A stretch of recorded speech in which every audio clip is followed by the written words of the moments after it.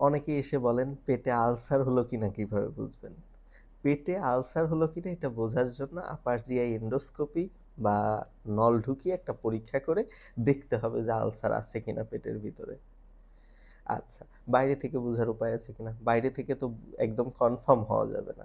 তবে কিছু লক্ষণ দেখা দিলে আপনি ধারণা করতে পারেন এ ধরনের সমস্যা হলেও হতে পারে এবং তখন আপনার এন্ডোস্কোপি করেই হোক বা ডাক্তারকে দেখিয়েই হোক নিশ্চিত হওয়া দরকার যে আলসার হয়েছে কিনা। কিভাবে?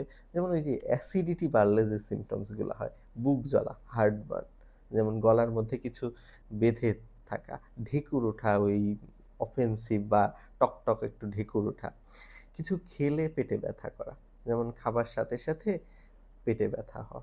আবার অনেকের সময় খাবার খেলে ব্যথা হয় না, খাবার খাওয়ার কিছুক্ষণ পরে ব্যথা হয়। এই ২ টা আসলে ডিপেন্ড করে আলসার কোথায় হচ্ছে। ডিওডেনামে হচ্ছে নাকি আপনার স্টোমাকে হচ্ছে এর উপরে, হ্যাঁ?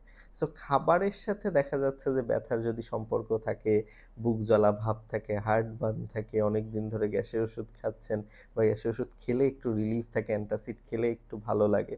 তাহলে একটু ধারণা করা যেতে পারে যে না, আপনার আলসার টাইপের কিছু হলে হতে পারে। সেক্ষেত্রে আপনি ডাক্তার দেখিয়ে কনফার্ম হতে পারেন। ভালো থাকবেন।